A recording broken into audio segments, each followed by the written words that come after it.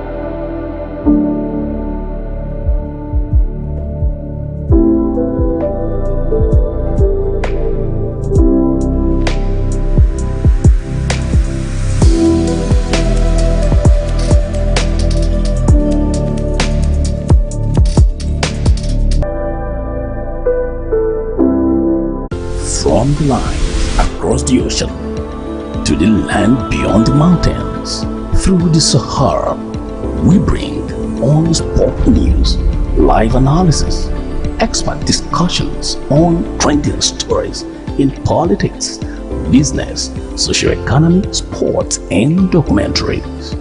So catch all the updates on the happenings around the globe. Stay focused on the fact today. Only on ATN.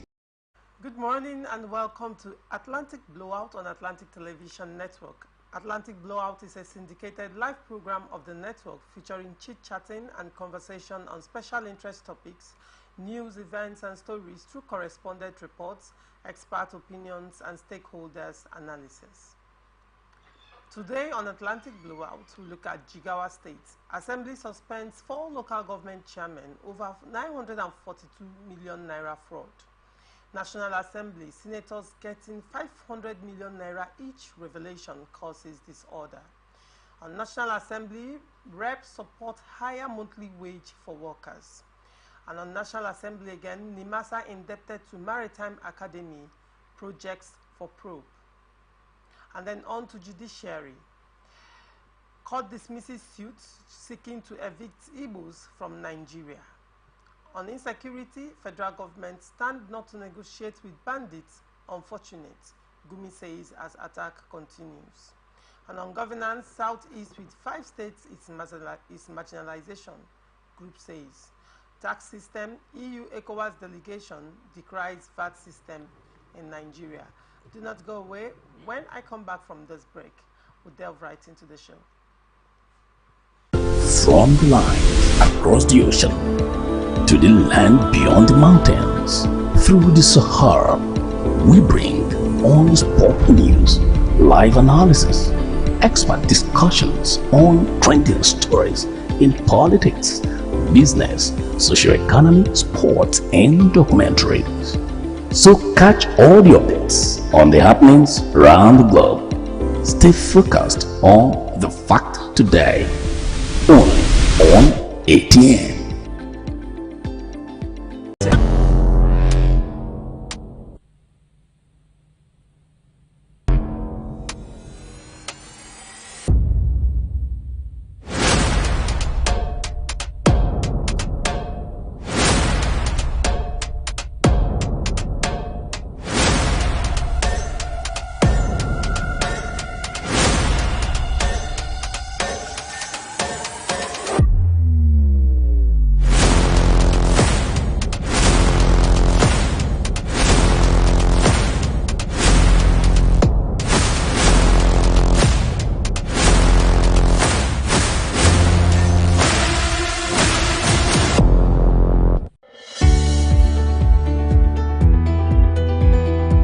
People into the country illegally. That is amazing. Honorable You human on the point of order. Honorable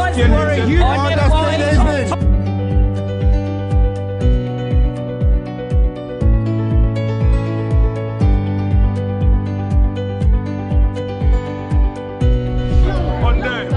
They are not picking our calls. They made up their mind. So no agreement with the EU, but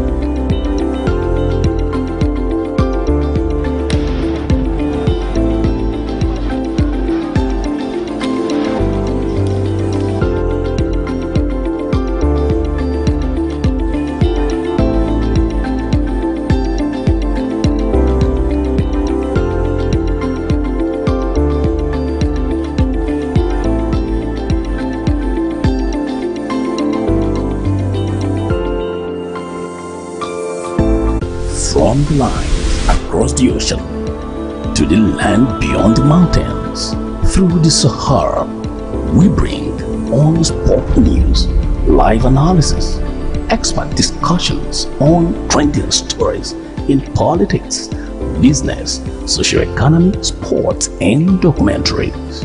So catch all the updates on the happenings around the globe.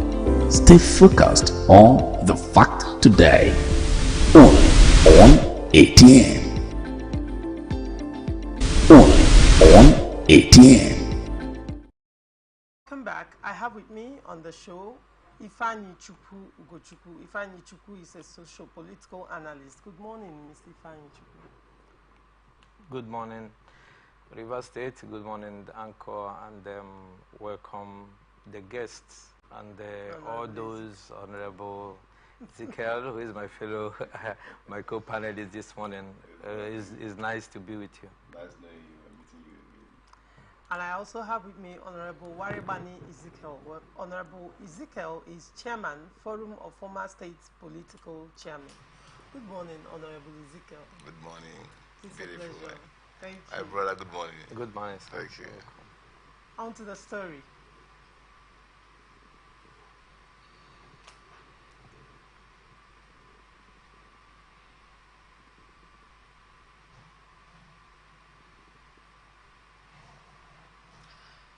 Committee on Local Government and Chieftaincy Affairs of Jigawa State House of Assembly has indicted 4 local council chairmen for financial misappropriation involving over 942 million naira.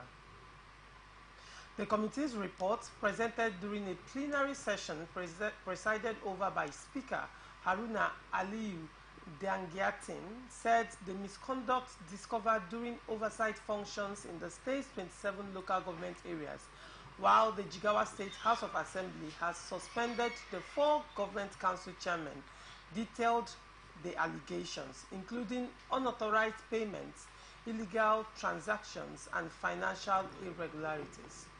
Sani Aoyo faced accusations of making payments without vouchers, while Chamo of Dutse was suspended over 240 million naira worth of illegal transactions. Rufai of Gumel was accused of misappropriating over 543.6 million, diverting ecological funds and making questionable payments to individuals, while the Udim of Windim was accused of administrative lapses and financial malpractices.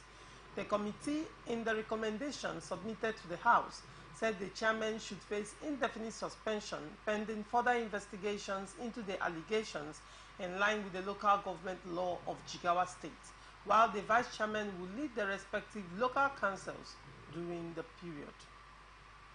Let me start with you, Mr. Ugochukwu. What is your reaction to this whole misappropriation going on within the councils in Jigawa State? Thank you once again. Nothing stands on nothing, and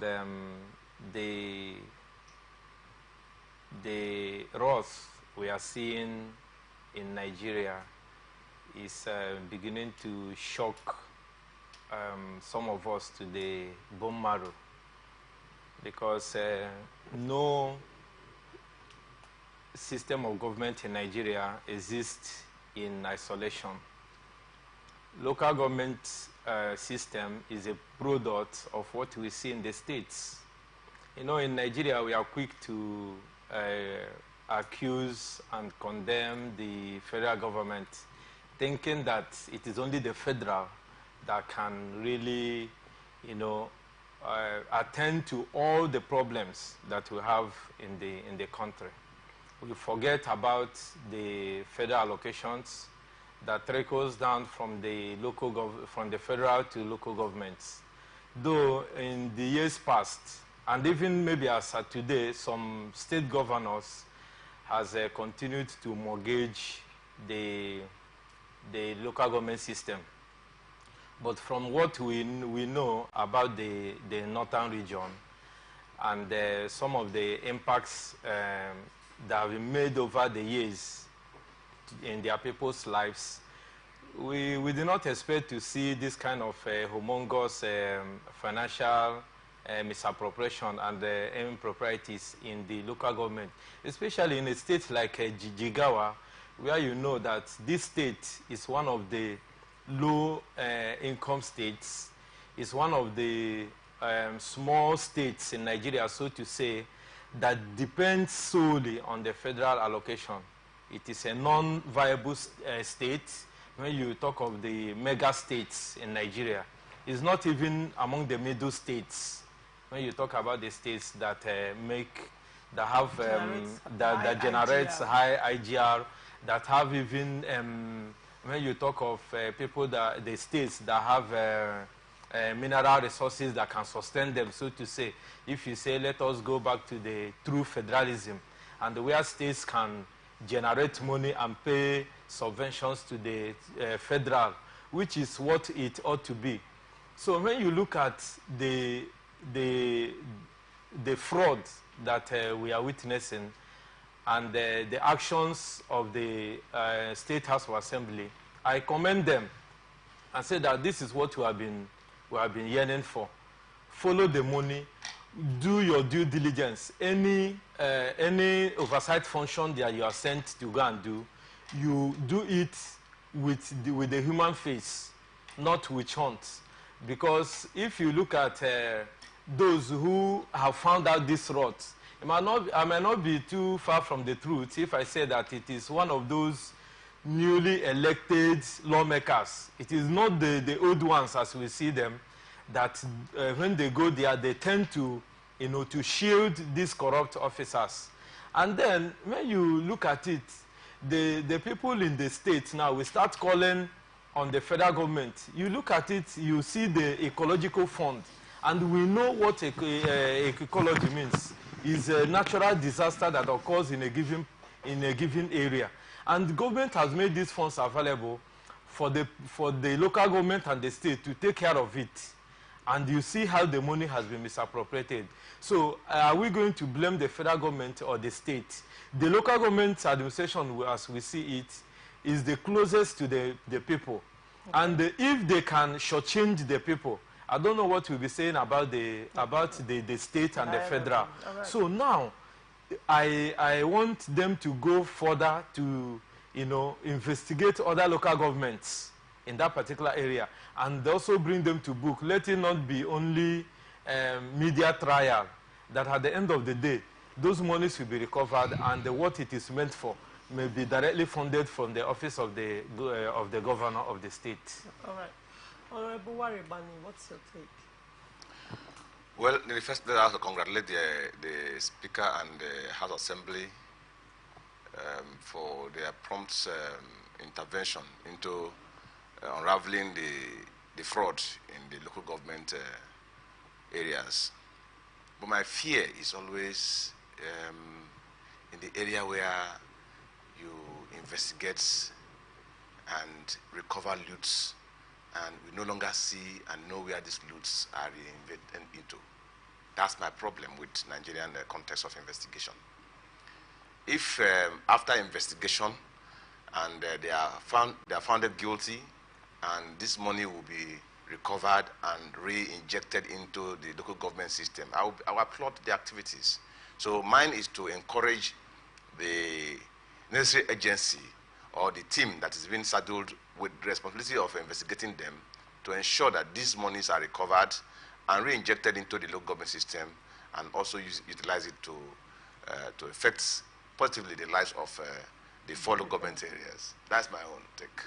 Don't you think this is a call, not just within Jigawa State, but the other 35 states, to look into the affairs of council chairmen? Now, the major problems in the local government system, what I know, especially in my state here, Rivers State, you see, council chairmen are not elected, are selected by in quotes, the governor and his team or the party in power.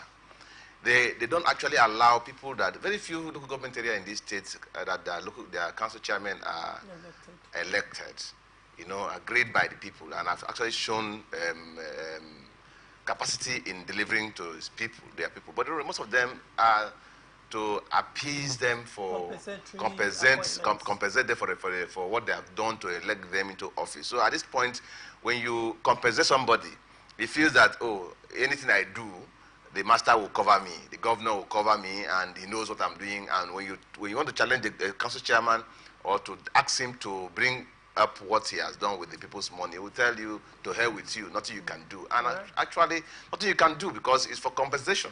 Okay. So until we allow local government system to be fully under elected system, where the people elect their council chairmen, they will know that they are accountable to the people. But at this point, said that is done. I think most of the states, the local government area system is just compensation. Right. But I feel that, like my brother said, the people that even started the investigation in the assembly, yes, I think they are newcomers. Yes. And that means that the system is changing gradually. Yes. And there is hope for us to have a better future in local government areas. Yes. And I expected that, especially in River State, by the time we go into elections in River State, we'll be able to have a lot of credible council chairmen learning from these past mistakes. And in Jigawa State, like my brother said, Jigawa State is one of the smallest states, and their economy is very minute. Yes. They don't have much of the production, but though they have a lot of things to do there, but their ability to get equipment to get those minerals extraction, yes. They have a lot of things there, but the Nigerians are just depending on government policies and government programs and all that. Even also petroleum. So if we actually, when we go back to what we have and do more that, we'll get a lot of sources of revenue. Another thing again, local government council, they don't also know that they have the right to also go for their internal generated revenue at their local level. There are local levels that nothing that can generate revenue. Like in my local government area, Andon local government area, River State here, we have the largest fishing settlement in the whole West Africa, sited in Andon local government area, Irokoto precisely. And by the time you also invest in that fishing settlement, you generate more money to the local government areas rather than waiting for the federal allocations before you can do it. So local government areas should understand the level of powers they have to also generate revenue for themselves and to do more jobs. Those days, you see council chairmen, I think that was then in Odili regime. Council chairmen actually build local houses. Council chairmen also build roads, internal roads. But today, you dare not do it. It's only by those things are done by the state governments. Even Pierre Latraine now, you see, the state government may even go back to do that. So we expect that at this point, the local government council chairmen should understand that they have a role to play to better the law, because they are closer to the grassroots. They are more close to the grassroots. The people know them more. They feel their impact more. So they should devise means also generate revenue to support them. Okay. The Senate was plunged into a rowdish session on Tuesday as the point of order was raised by the chairman, Senate Committee on Appropriations, Senator Olamilekon Adeola, was hijacked by an escalation by Senator Jaribe Agom Jaribe, representing Cross River North. Adeola and APC Ogun West Senator raised a point of order against the allegation by former Senate Deputy Leader and Chairman, Northern Senators Forum, Senator Abdul Ningi, PDP, Bauchi Central. Ningi has raised the alarm of 3 trillion naira budget padding in the 28.3 trillion naira 2024 Appropriation Act, and that the budget passed by the National Assembly for 2024 fiscal year is 25 trillion, while the one being implemented by the presidency is 28.7 trillion. The senators were divided on the matter as they took turns to speak on the floor of the Senate. But more revelations confounded the matter when Jaribe, a PDP senator, said some senators got 500 million each, but he did not get it. Meanwhile, the Senate President, Senator Godswill Akpabio, tried to restore calmness to the floor. Let me start with you, Honorable Warebani. You're not new to politics. What's the thing about 500 million naira going to senators? And when I did further reading from different sources, the senator was going for that to say some received 500 million, some received 75 million naira. So the 500 million naira was for ranking senators. And he said he was also a ranking senator but did not get any of it. So please, can you throw more light on this whole drama that happened in the House yesterday?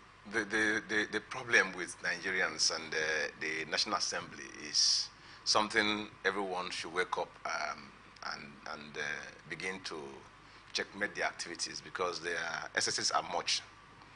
I heard one saying that that if such money was given to them, actually the money was given to them is meant for their constituency, that Nigerians should wait for projects. Now, my fear is this. Does it mean that if there's no padding, there will be no constituency projects? So what is it that the constituency project, is it illegal that will fall on the padding? You get? If it is not illegal, why is a senator saying that we Nigerians should wait until when we didn't see the constituency project? That's when we will believe that they didn't do anything with the money. That's padded. So that's to confirm that the statement was indicting. It's indicting. So that 500 million was real. That was given was shared from the 3 trillion. Yes, was real, because it is believed that that money, they are not trying to see how they can justify that money by saying it is going to fall into the constituency project. Was there no constituency project in the original budget for lawmakers, or is it to now use the padded amount which was alleged against the House? So I'm saying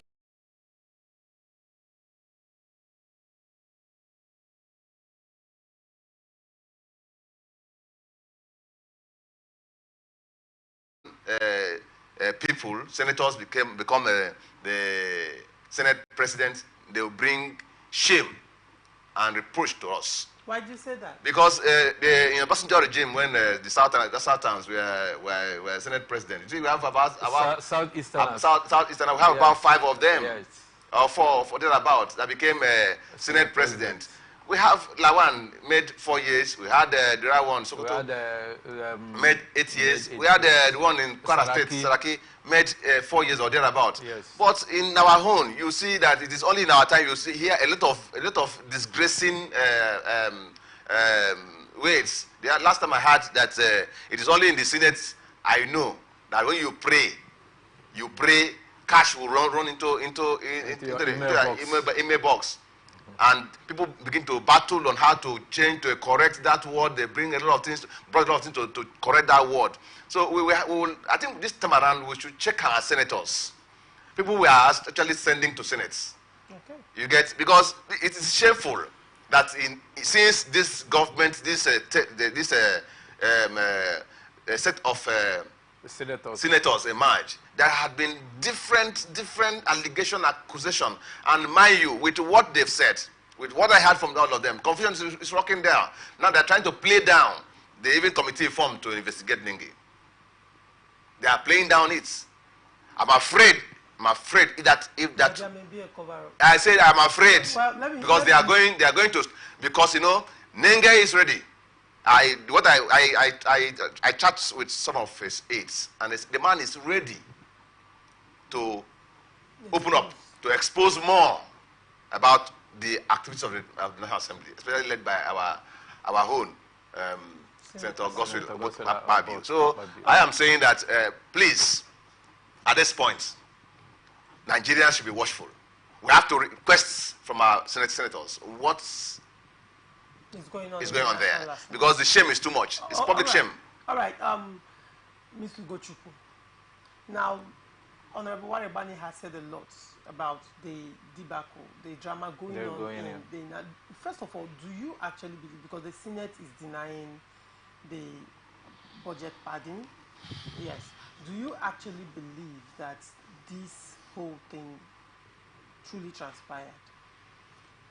With the swift reaction and the insensitivity in suspending Senator Ningi, you can see that It is the truth. We are not new in Nigerian politics. We are not new in the drama that goes on in the Senate about budget pardon. Any life cycle since the inception of the democracy in 1999, that's when these kind of words, you have nascent democracy, you have pardon. You know, Nigerian elites are always quick to coin words that will pacify the Nigerian citizens, especially when they run in contrast with what the citizens are looking up to them to do. So when I had the pardon, I just laughed over it. But I am really grateful to Senator Ningi for this not to be wished away. You know, a few years ago, we had a very heated argument. What is the guarantee that it will not be wished away? No, it will not be wished away. Let me give you a snippets in the politics of Nigeria, like the Honorable have said. The Southerners don't know how to play politics. No apologies to them. The Northerners have started their gimmicks that they did during the Jonathan administration. They have started. The Northerners are thinking that there is a lot of things, there's a lot of goodies in the bag for them in the Tinubu administration. You know, they made Tinubu, the Northern governors came together prior to 2023 election to say that it is Tinubu or nobody. And that is why he is there.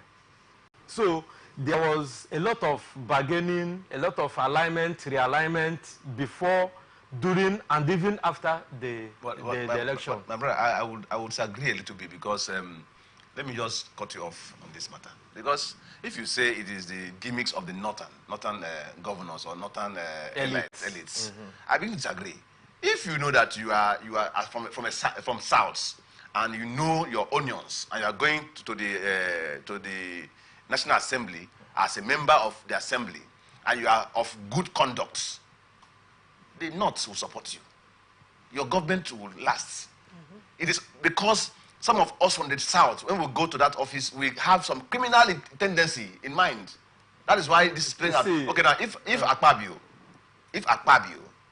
actually is on a straight path to doing right thing, we can't have this pardon. But you cannot say pardon had been in existence in every life cycle. Hold on, please.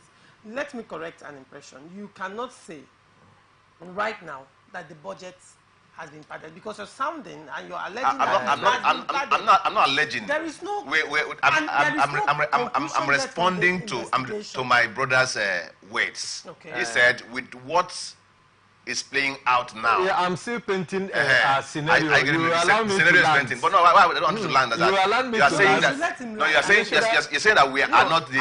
We are weak for them. No, I want to also inform you that we still have Southerners that can stand their ground and hold this office of Senate President for 4 years, 8 years without. See, what we are not even talking about who is the Senate President. Continue with your thoughts. We are talking about the pardon and the invention of pardon in the life of the budget of Nigeria. You're even talking about pardon, supplementary budgets. When you talk about the budget, you talk about the supplementary budget. Who even accounts for how long and what have been spent on the annual budget before you go to supplement? So this issue of pardon, it is this one you are only looking at what Ningi is saying because he has come out. You know, he's one of the senators that have interacted with APC and PDP.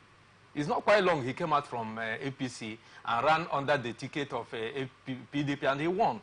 And you see that given his wealth of experience and the trust his people have on him, he's the chairman, Northern Senators Forum. That is not a position that they can give to a lily and a liver lilied man. So I'm giving you an expose that the South are playing into the hands of the Northerners. Because the Northerners, from what you can see from the protests, from those who are crying of lopsided appointments in the Tinubu administration, which happened during the Muhammad Buhari administration, all the segments of the country cried foul and nothing happened. But just in the 9 months life of Tinubu administration, they have started crying marginalization. Look at them crying that the hardship is meant to punish their people. That what will they go back and say to their people? The Northerners play grassroots politics, but it is unfortunate that in the South, the politics we play is politics of self-centeredness. Those people are fighting because the rigging of election or whatever manipulation you have in the South does not fly in the North like that, because all of them go back to the grassroots. That is why you see most of them return to the Senate, House of Representatives with a lot of ease. No, but when you talk about yes, the lawmakers and being grassroots men and returning to the grassroots and people who vote for them, actually, in reality, when you go to northern states, you barely see constituency projects there. Yes, but so you see a lot of government. The last time I was here, I told you that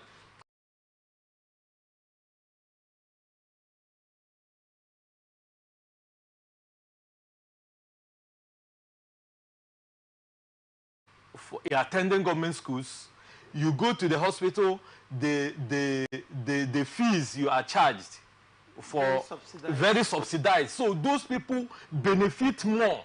Whatever goes to them, trickles down to their people. No matter how little, they do motorized borehole, they do the one you call monopumps. So their people feel the impact other than this one we cry. Let's go back to the budget. Ningi said that I am a ranking member of the Senate. Whatever gives them that status of being a ranking member, I don't know. So that I am supposed to get a chunk of this money. And you don't look at such a man who has been in the Senate, who knows the interplay and the intricacies that concerns the budget, and you look at his face and you say that he's telling lies. Because when it comes to Nigerian life, the life cycle of our budget, how many ministries, how many parastatals, how many organs of the government do return money after the expiration of the life of that budget? So for him to say that there is 3 trillion naira being padded, and he is able to prove to you how these monies were shared. So for them to say, even in the Senate, that they are ranking members, how are these ranking members being pacified? They are the people who determine who holds what in the Senate. They are the people who determine who holds what. So those who are still coming up, they are being laid aside. And you know that Ningi, having left the APC the way he did, at the tail or at the nick of the elections, he will not be welcomed into that caucus. And what he did yesterday, after his interview, is to look at the Senate president and say, this is what has happened, because Akpabio has allowed himself to be meshed in controversies, which he cannot easily find a way of rescuing himself. Okay. And you now find out that former Senator Dino Melaye said that if you say the truth, you will die. If you keep quiet, you will die. It's better I say the truth and die. And that is the path that Ningi has stolen. Okay. And the Ningi has brought to the fore. And he has resigned from being the chairman of the Northern Senators Forum, because he is prepared. He told you that he has his facts, he has the paper. They don't come out and begin to say something fallacious. They must have garnered their evidences. And he's not speaking for himself. Okay. He's not speaking for himself. He made a bracket statement that they are there to get what belongs to their people, because they are the representatives of the people. Right. And they cannot stay there and be shortchanged. All right. Well, fingers crossed on the National Assembly drama. Yes, I just pray that they will launch an investigation. Mr. President has appointed a forensic investigator for what happened in the CBN.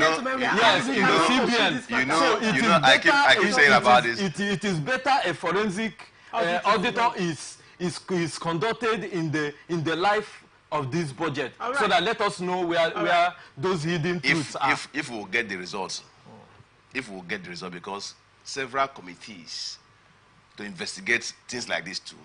Well, we don't see anyone. Let us give Bola Tinubu administration.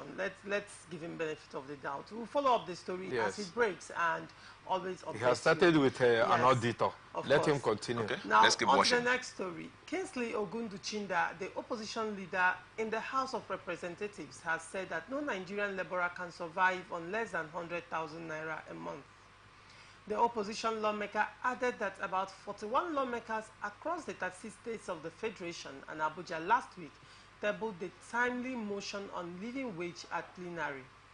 This move, according to Chinda, was to discuss another way for the implementation of a minimum wage that will reflect the current socio-economic situation in the country.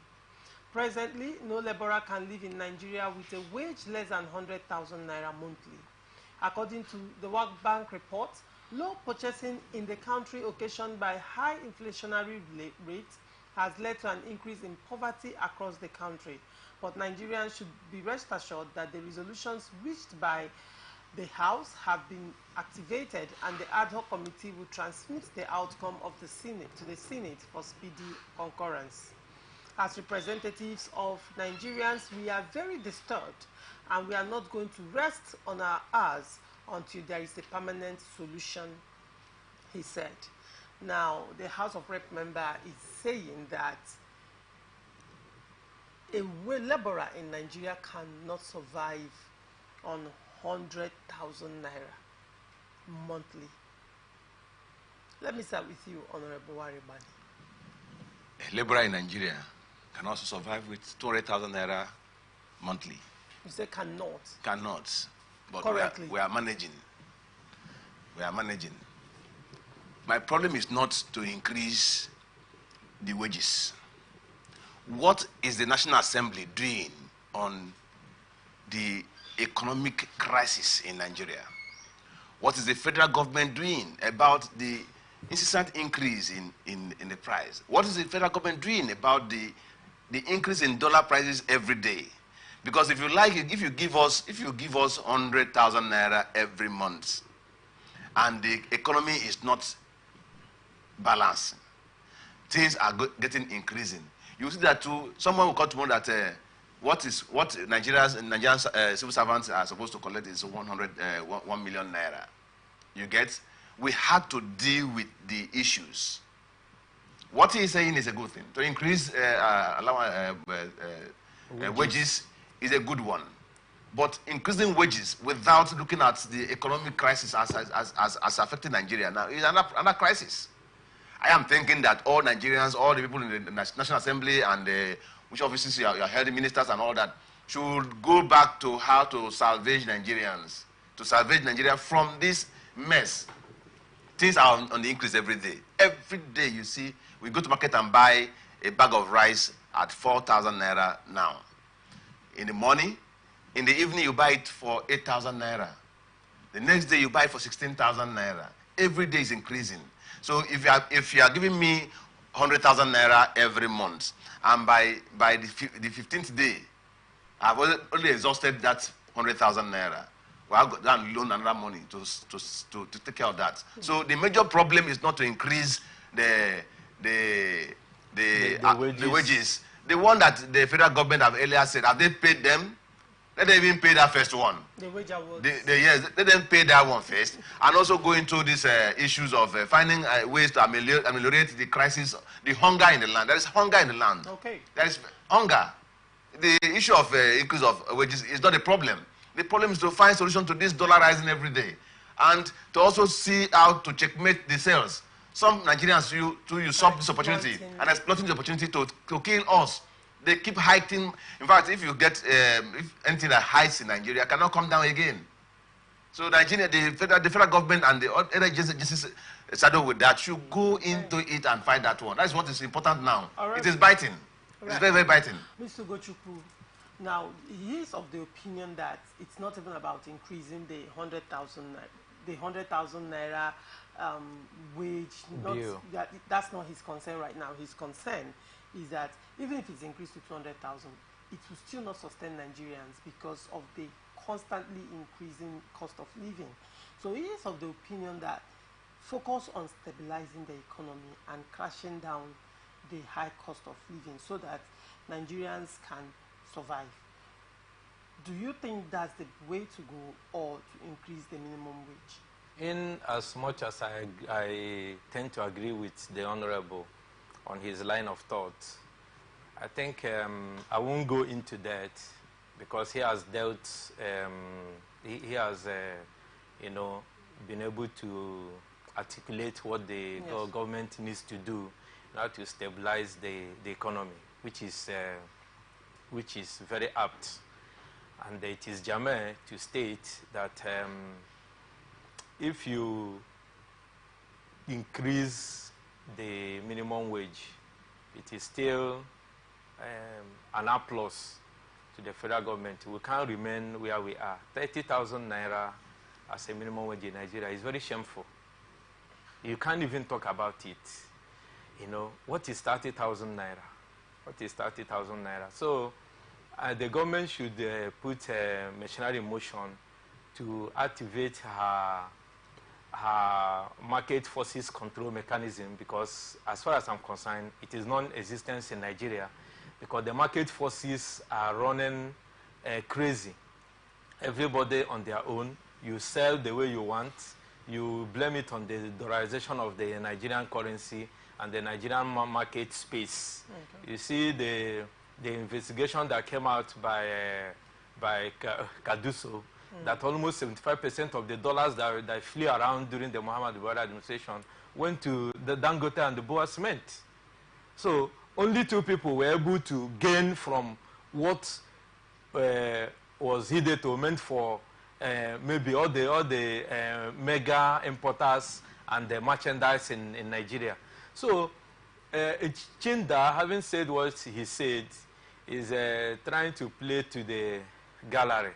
It's a political statement because he will not tell me that he don't know that given the current realities that 100,000 will not fly and make due for anything in Nigeria.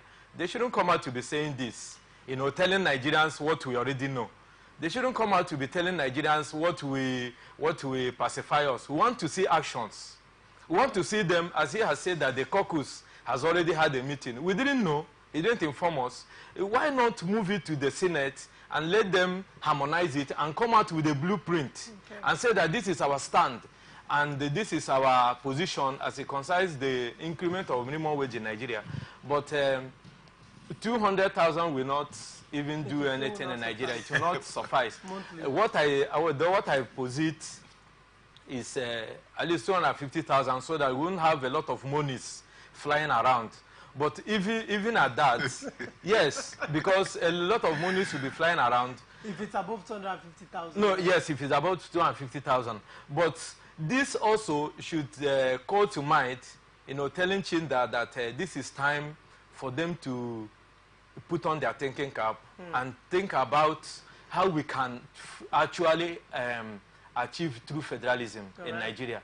Because by the disparity we are seeing in the minimum wage from the north, south, east, and west, you will find out that it is a call for the amendment of the constitution so that we go back to the true federalism where each federating unit of the state will be able to generate their own and send to the federal and be able to now negotiate with their workers. Because you cannot tell me that the high cost of living in Lagos and in Port Harcourt is the same in Jigawa and the Ekiti State, for example. So even the 250,000, if you give it to a peasant farmer who is also a civil servant in Jigawa State, what will we be doing with the money?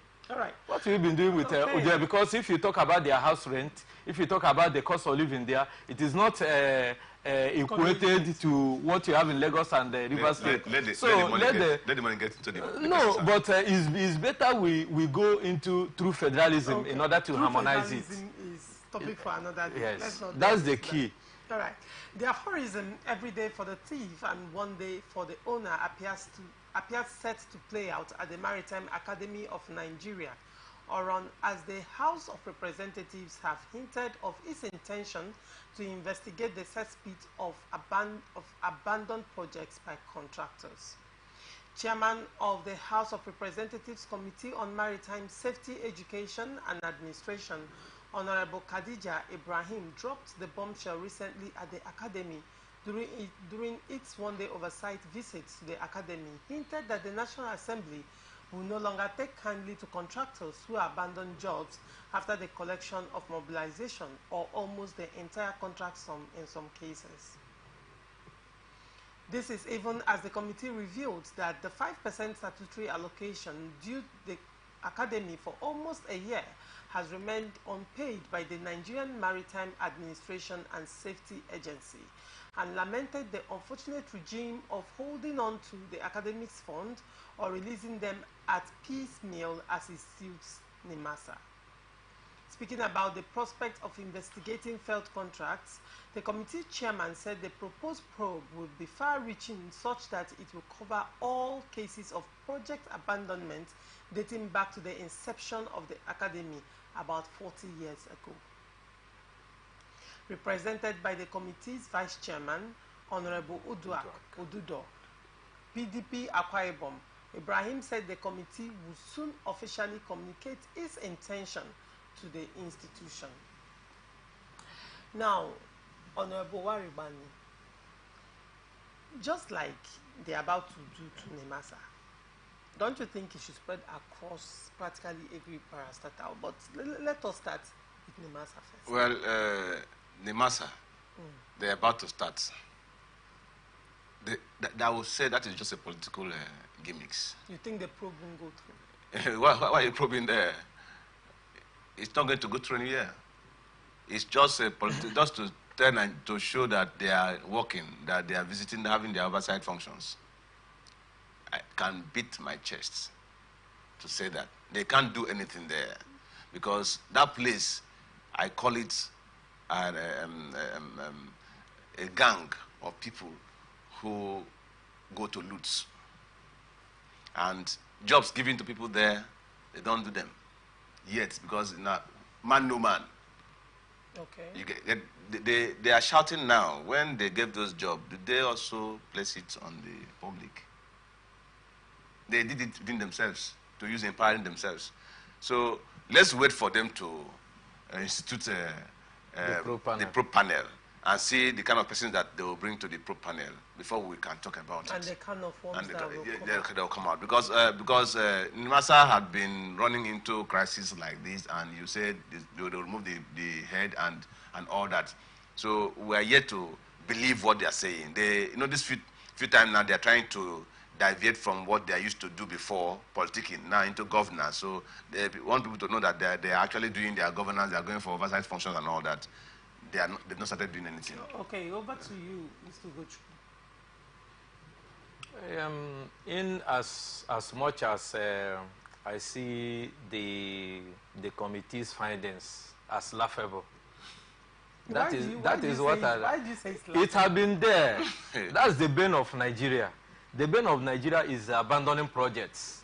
And most of them, like you saw the revelation that former governor of Rivers State, now Minister of FCT, made a few months ago, or last year, when he assumed office, he was able to unearth that even some contracts that have been abandoned have been paid for more than 90%. And even in the payment of the 90%, you now find out that they even call for the contract to be reviewed upwards. This is what we see in Nigeria. So it is not, I'm not amazed and I'm not fascinated at all to see what the Committee on Maritime has gone to do in Cross River State. Those things have been there. I see it as a case of a new sheriff in town. when there is a new sheriff in town, you know, you tend to do the initial gara-gara in the Nigerian parlance, you know, to show the Oga that you're working. You know, when Buhari came, you heard of the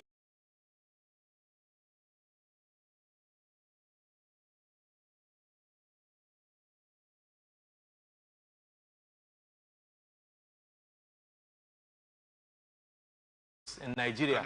These are where the ministries that are juicy. That is only in Nigeria you hear about juicy ministry that people fight over it. And when the president is making appointments, he's looking at whom he will send there to go and do his bidding. So, and these are ministries that make a lot of money. This is where even Nigeria should be making, like a country like Ethiopia. Only makes their internally generated revenue through their air fleet. You know, some countries like you talk of Ukraine, you talk of some countries that are domiciled in the waterways. Most of their internally generated revenue comes from the whatever business that goes around the waterways. And God has blessed Nigeria so much that we are blessed diversely. Is it the waterways? Is it air? Is it with a lot of sunshine, solar, arable lands?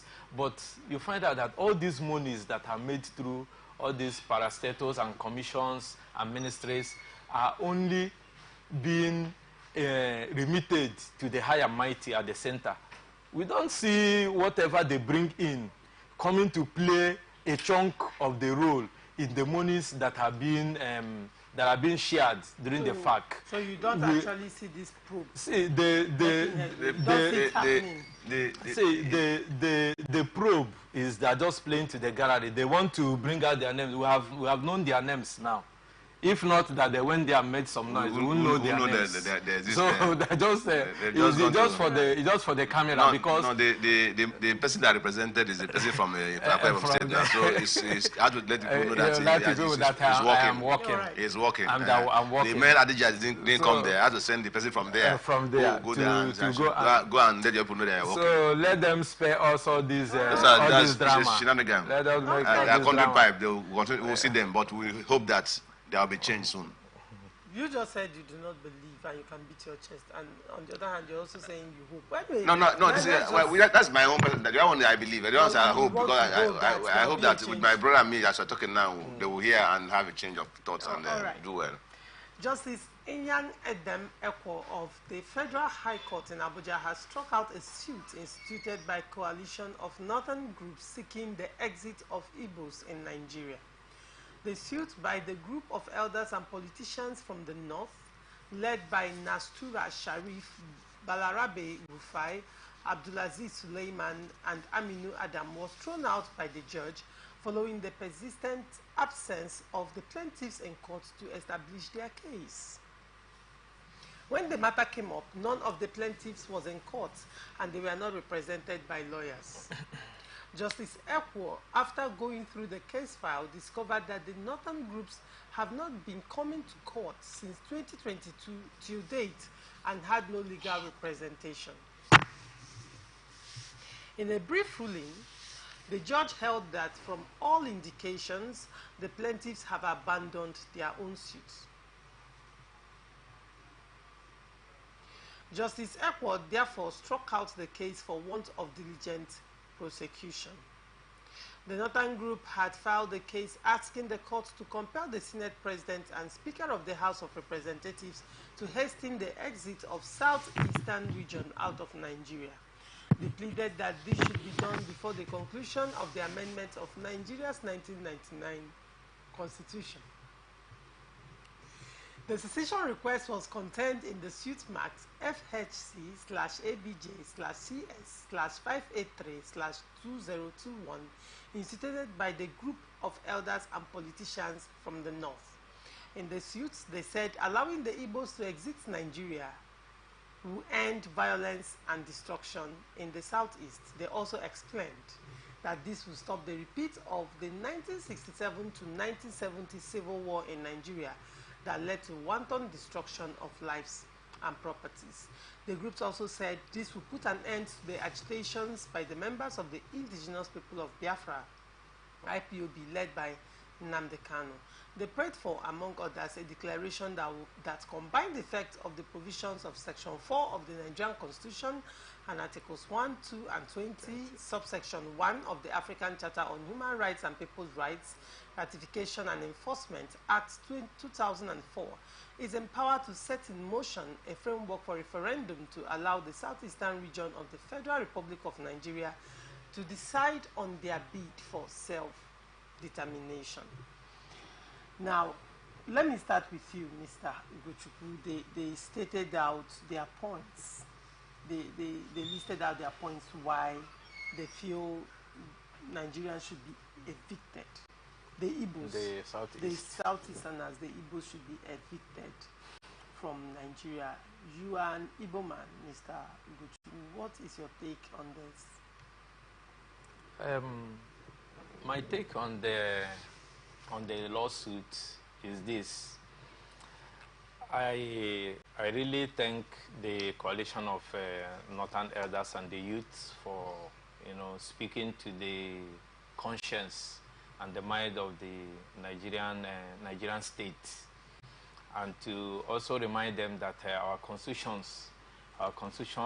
also run foul of some elements. There are some elements that are missing.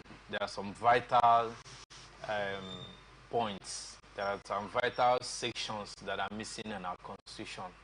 There was prior to the 2023 election, there was when Obi emerged, the Labour Party candidate, and the aura and the fray and the support he garnered across the country, and the North, we are threatened because some of the places he went, people followed him about. So they are now alleged that he's doing the bidding, that this is the president who is coming to do the bidding of the IPOB, and finally, when he clinches the position, he will cast the final nail on the coffin of the Nigerian state. So all these allegations and all that, they now rushed to institute this particular case. And as you can see from already abandoned the case, knowing that it was instituted for it to cause distraction. It was a destructive lawsuit in order to now, peddle a false rumor about the candidature of the Southeastern man, and also dissuade and assuade their people in supporting him. So when you look at it, I am really happy for the institution of this, and the striking it out, not by the plaintiff himself. It's just from the judge. The case can be reinstituted. It can be called up anytime for them to look at it. Even the defendants in this particular case can also call it up to say that that particular issue raised, we want to continue the legal process, that the plaintiff should come and state the facts. Because what the Northern Coalition have stated is the obvious. But I'm not saying that the Southeasterners should exit, but the concerted efforts and the questions being raised and the elites is the marginalization of the Southeasterners.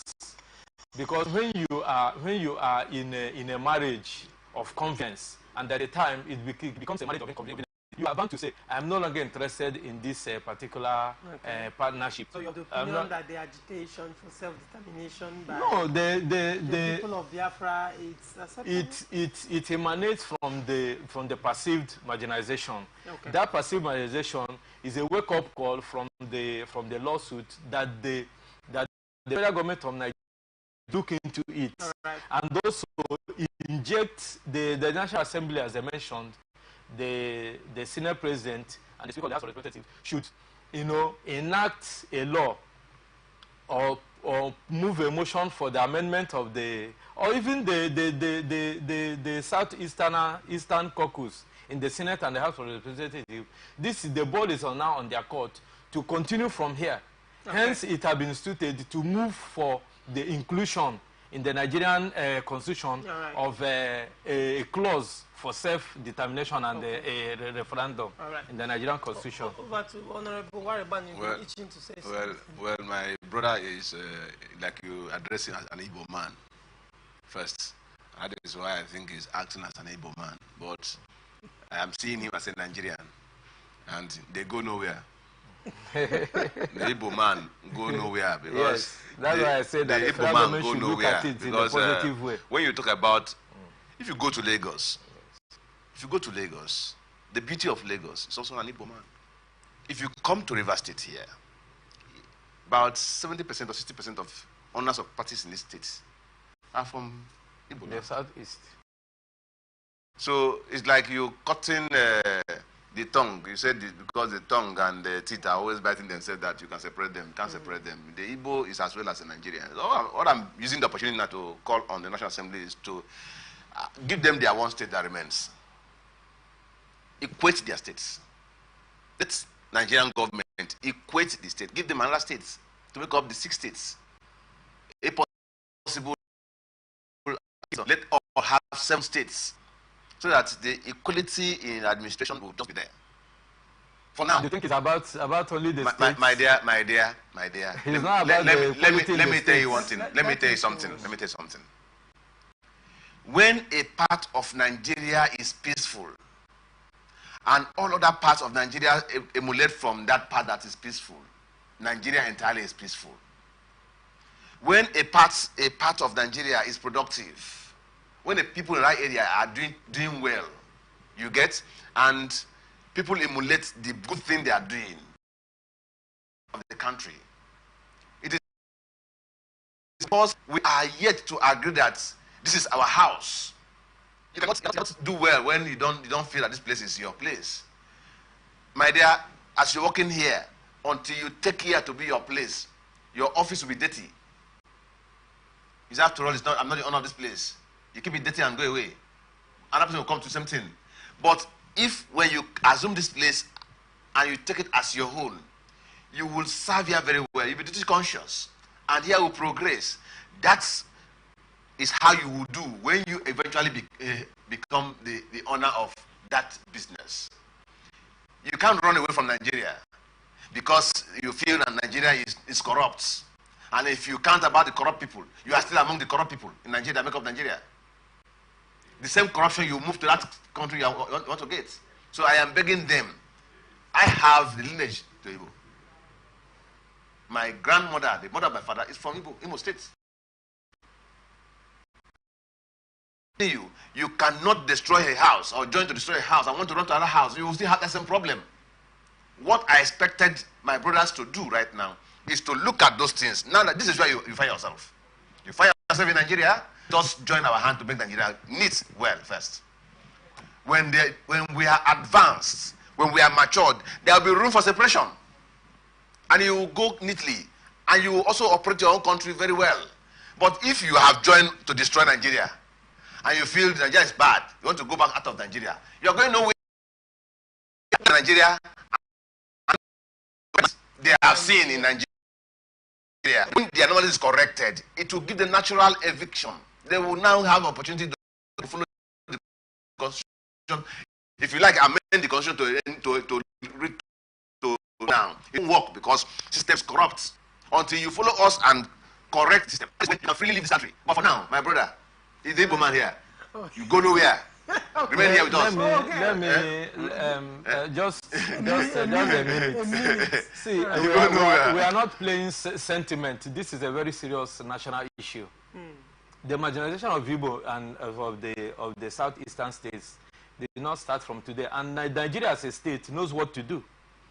So we are the only thing we are doing, as what my brothers from the Northern Coalition has done, is to you know, remind the federal government of to do the needful. You just said, because you just said that that case was a state of blackmail an Igbo man who wants to be the president. No, yes, and that was because I followed the story. No. I followed the story. He has spoken more on this. Wait, I followed the events that accumulated in the filing of that case. Maybe you didn't follow it. That's why I was able to give you the expose, the background of it. So they did not wake up and they went to do it.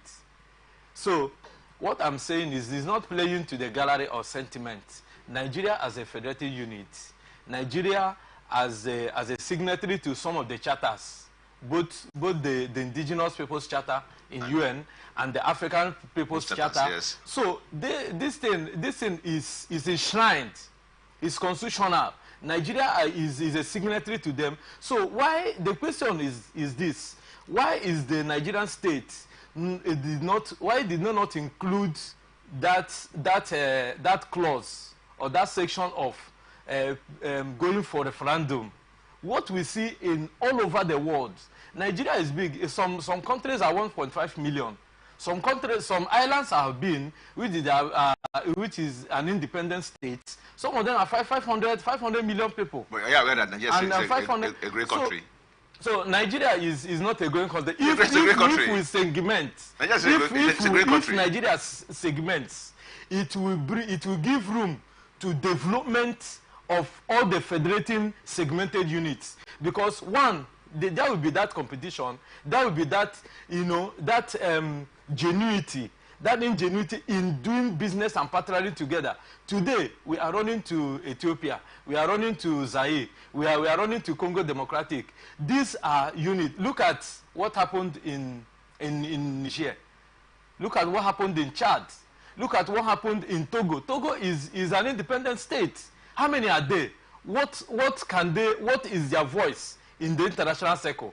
But if you allow the Southeasterners to succeed, if you allow the Northerners to be on their own, these are people that have a population. Go all over the world, you see these people doing well. You see them, you know, being factored into international, the conscience of the international community in whatever they do. And when anybody from there speaks, they begin to listen. So what we are saying is that if we have been together for all these years, and the federal government and the government that have been coming and going have not factored in what should be done in order to, you know, cement the synergy. Right. It is not now. Remember the 3 R's that came up after the war.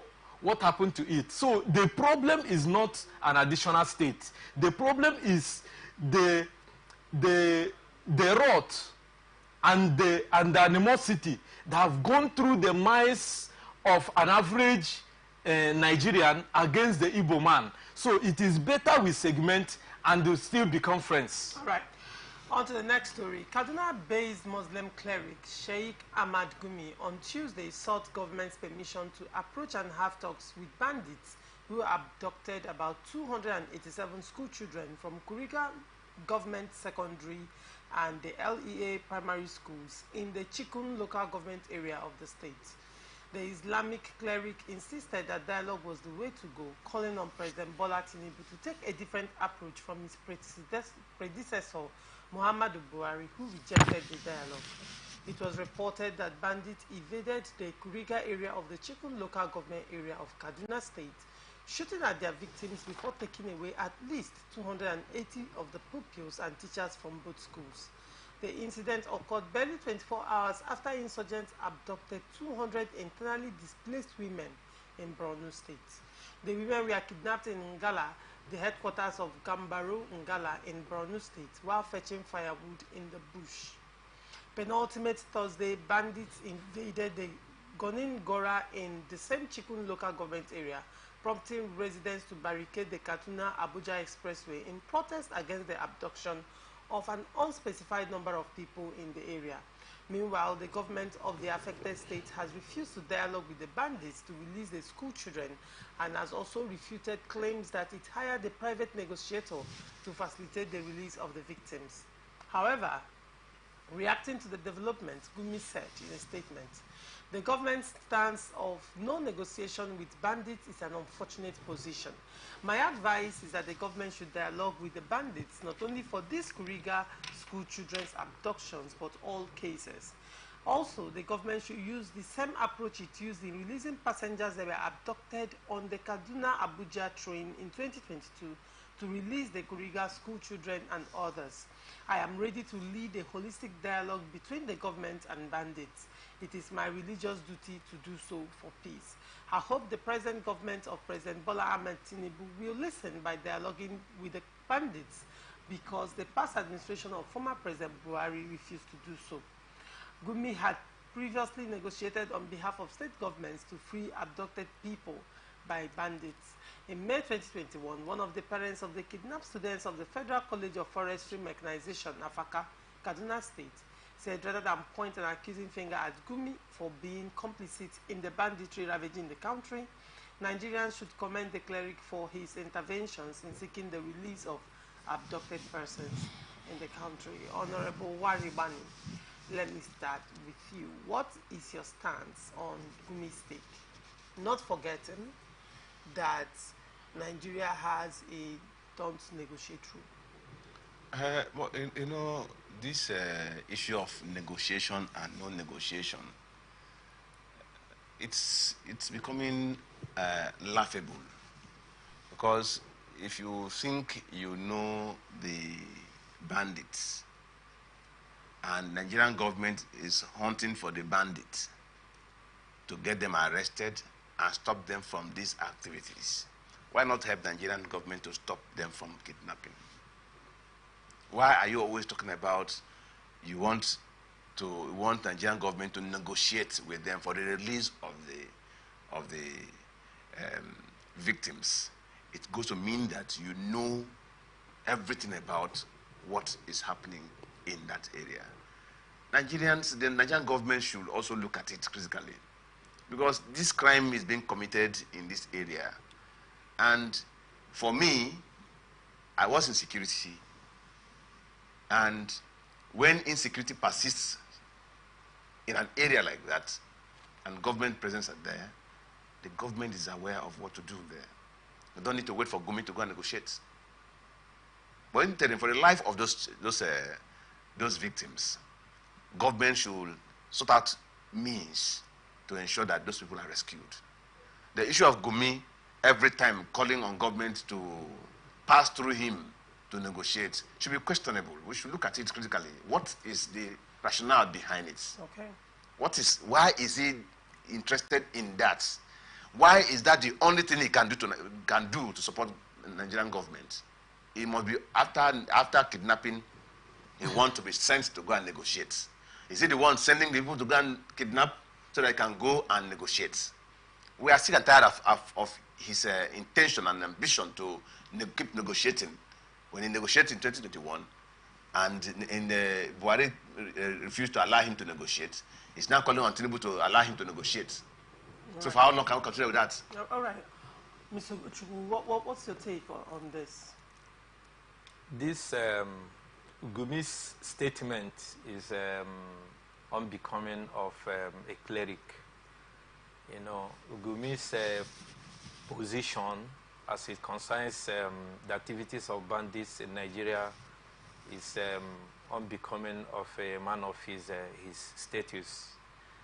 I think the last time I sat here, we looked at insecurity in Kaduna State, in the northwest and in the northeast. And you find out that a lot of things is being compromised. And then when you now look at the wider picture of where the insecurities are happening and where the people are coming from the Sahel region, from the Sahara. So you see the movements from Mali, from Burkina Faso, down to Niger, Chad, and all that, infiltrating into Nigeria. You find out that despite the fact that no crime is being labeled religious or tribal crime, because if you also profile those people very well, you find out that there may be Christians among them. Because when they get shot and when they get wounded, it's doctors that treat them. So this is a cartel. This insecurity of a thing is a cartel. It's an organized crime. Very, very organized crime, highly technical. And they also purchase their weapons from the black market. So even the West, the Western developed world, they are not helping us. Because, of course, you know their antics that they manufacture those things to improve their IGR and better their lots. But how do they sell them? They preach peace. They go with peace in one hand, and they are also instituting crisis so that their markets will sell. Okay. They are not genuinely helping us to come out of this. So when you talk about Gumi and his positions, during the El-Rufai administration, he was there. Buhari administration, he was there trying to negotiate, going to interface with these bandits. But I want to let the Nigerian state know that those people that they are calling bandits, kidnappers, are segmented and factionalized body of Boko Haram. Because if you look at the antecedents now, that they are kidnapping students, because Boko Haram means that Western education is forbidden.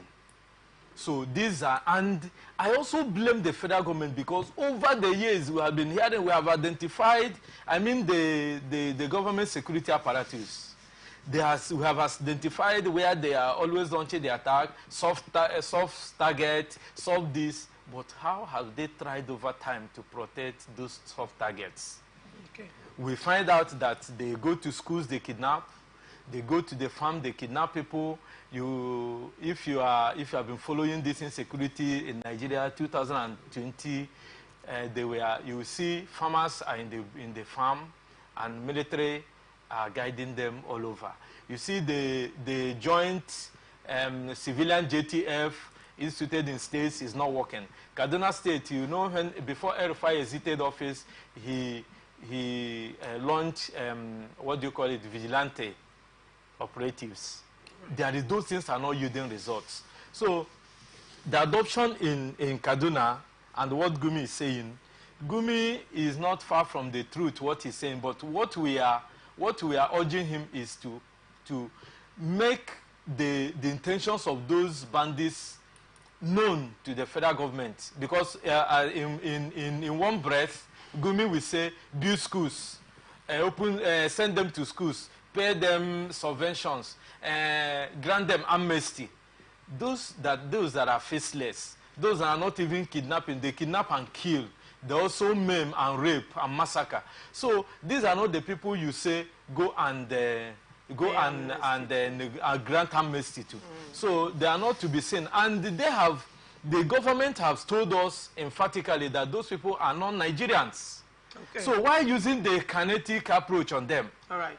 So the government should go all out and also sanction Gumi, because if it is another person from another section of the country, Gumi will not be moving freely and be making all this kind of inflammatory statement. But because what is the statements and the embodying nature of his freedom of speech is embodying the bandits, the kidnappers, Boko Haram, ISWAP, and all of them, knowing that, oh, we have now, and it is casting aspersions on the security mechanism of Nigeria, showing that Nigeria as a state cannot fight this insecurity.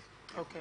So you can say that we are still falling back on the same thing, that but Gumi should be, it should retract his... The federal government should go after him. The federal government should call him to order. He should be investigated. Gumi should be investigated. How he knows them. He knows them, yes. He's able to assess them. Well, fingers crossed. The Igbo Biafran nationalist movement on Tuesday described as a case of marginalization, where the Southeast region has only 5 states, while other geopolitical regions have 6 and 7 states. The convener of the Igbo Biafra nationalist movement, Mazi Uche Mefo, stated this to pressmen while speaking on the issue of marginalization of the zone.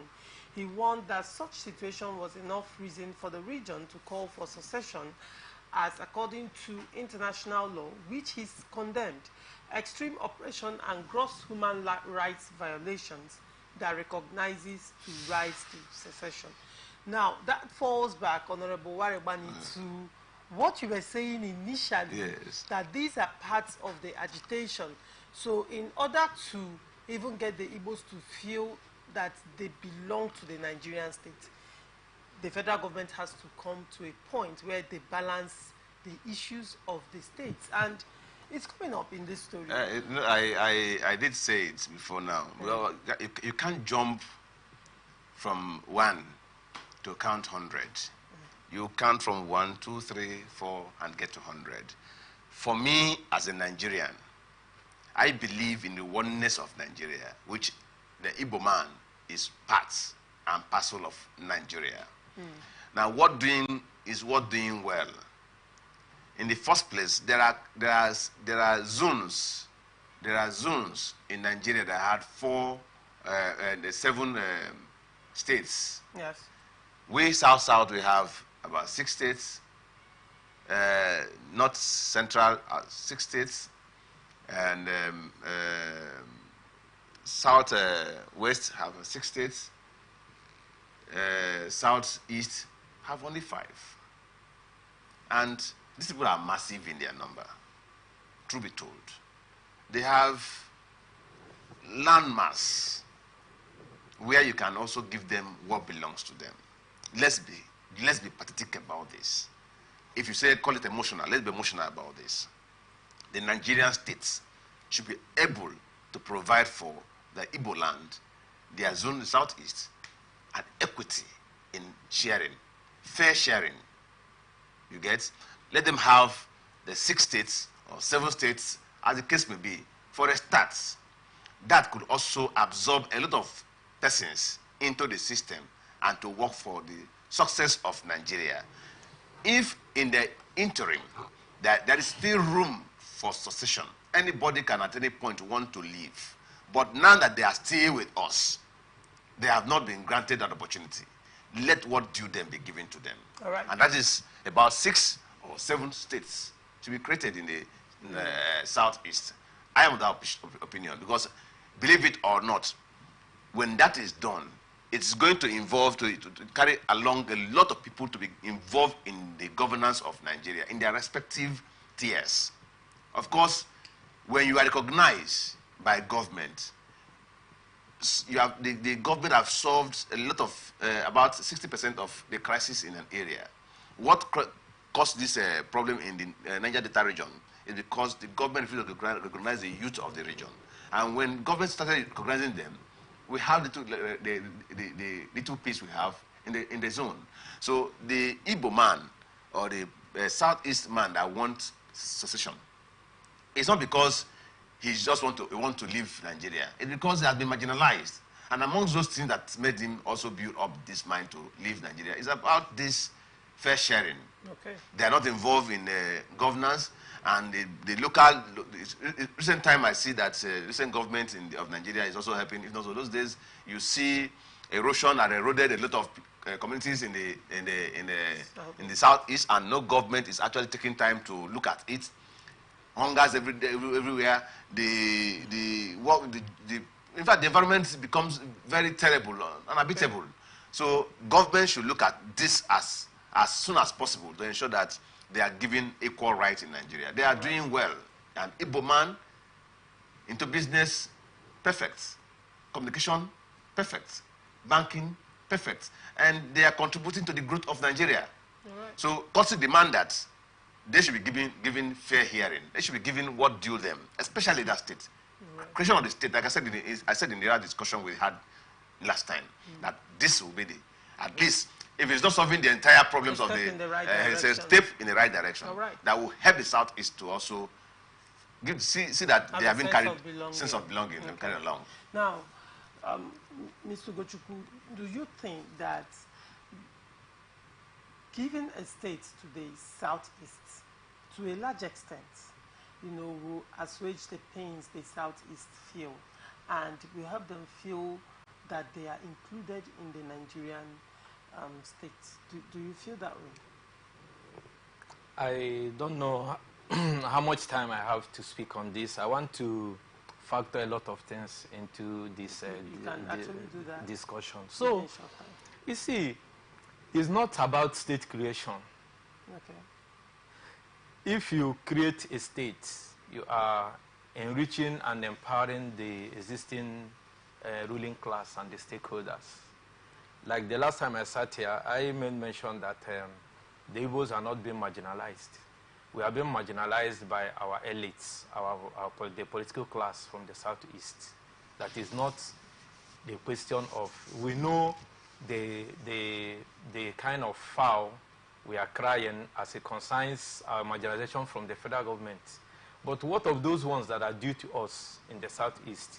How is it trickling down? How is it affecting and benefiting the masses from the southeast? That's why you find out that most southeasterners stay aloof in anything that concerns governance in Nigeria. Because creating the state will not assuage the pains, and it will not wish away the marginalization being suffered by the southeasterner. I give you an example. Are you creating a state where are you going to increase the geographical location of the southeasterner? Will creating another state make us not to be a landlocked region? Creating another state, are you going to now give us seaports? Are you going to give us dry ports? Are you going to give us international airports, not glorified international cargo airports? But are you going to, abide by the charter of federal character? Are you going to go onto election, factoring in the people in the southeast to be able to assume the highest position in the land? Are you not going to segregate and discriminate against them? Are you not going to call back the ills of the yesteryears? So these are the things that has been imprinted in the minds of the other segments of Nigeria against the Igbo man. It is not about states. It's about that which has been held over years in the mind against the southeasterner. We are talking about mental decolonization. We are talking about the mental structure. We are talking about, that embrace, that togetherness, that oneness. Are you ready to allow it to fly? Because the Nigerian state has in their constitution the respect for the federal character. How is it playing out in Nigeria? Allocation of federal amenities. Are we still going to be receiving handouts as it pleases the person? Or that after election, you will say, oh, these people gave me 5%, the other people gave me 10%. Okay. Are you going to allocate the military base in Nigeria, the armed forces institutions in Nigeria? Are you going to, continue to allow the other people to go with a mass allocation? Let me tell you, if you are talking about states, let me tell you the only thing it can do. It can only make the Southeasterners have a voice in the National Assembly. Who is it favoring? We have more members from representing us in the House of Representatives. We have more members in the Senate. And when issues are being debated, you say, oh, we have the equal number. Because those who drew the Nigerian Constitution are not sincere from that Benicio. You know why they're not sincere? You know why they're not sincere? Because the 7 states you're talking about and the 6 states is meant, okay, look at the southeast was the region. You have the north, you have the west and the southeastern state and the middle belt. But what happened during the creation of states? And you remember that this creation of state is done by the military. We're out of time. What they did was to make sure that the Southeasterners are being marginalized by giving them 5 states. Look at the formation of the South-South that just came up. We say it's the last one of the region, and they have 6 states. How can you say in reality and the truth that the intention of the Nigerian state is not to marginalize the It's still boys. We're still saying the same thing. No, but I'm saying that it cannot assuage. It can assuage. You have just said politically. It is not a step. Why I said it is not a step is that it is only creating an avenue. It's only creating an avenue for the political class to continue to eat fast. Even that country you want. Even the country that you want, the Igbo man wants, you, my brother, wants. You get? You still need politicians that will head it. It is not ghosts from anywhere. It's still the same class of politicians that will head it. All right. So you can't run away from that. As much as is that, in as much as is that, people they cannot run away from it. So my brother, the people can collect the one where you get, where you have seen.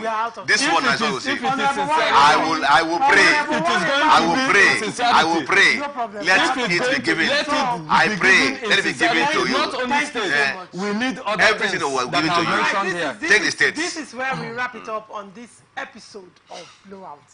Thank you, Honorable Ezekiel Waribani. Thank you very much. Thank you. We are only praying for sincerity and the being let there be that sense of belonging. They will. You can always stay connected to us on all our socials on Facebook and YouTube, Atlantic Television Network. On Instagram and TikTok, Atlantic TV Net. Watch us live on our website, www.atlanticnetwork.tv. Do not forget, peace and unity are the pathways to progress. Thank you for watching. I am Oglorin Shachoma.